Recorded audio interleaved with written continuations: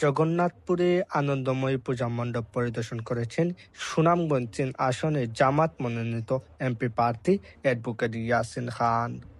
এ সময় তার সঙ্গে উপস্থিত ছিলেন জগন্নাথপুর বাজারের বিশিষ্ট ব্যবসায়ী ও জামায়াত নেতা জনাব জামাল উদ্দিন বেলাল, সাবেক ছাত্র নেতা ও সিলারা হলদিপুর ইউনিয়নের সম্ভাব্য চেয়ারম্যান পদপ্রার্থী জনাব রেজাউল করিম রিপন ও পৌর পেশাজীবী শাখার সেক্রেটারি শাহজাহান মিয়া। এই সময় উপস্থিত ছিলেন জগন্নাথপুর পৌর জামাতের অঙ্গ সহযোগী সংগঠনের অনেক নেতৃবৃন্দ।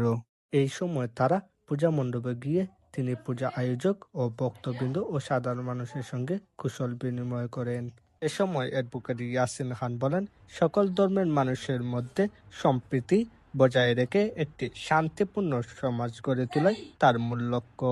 এই সময় স্থানীয় নেতৃবৃন্দ ও এলাকাবাসী তার এই উদ্যোগকে স্বাগত জানান এবং আগামী নির্বাচনে তার পাশে থাকার প্রত্যয় ব্যক্ত করেন।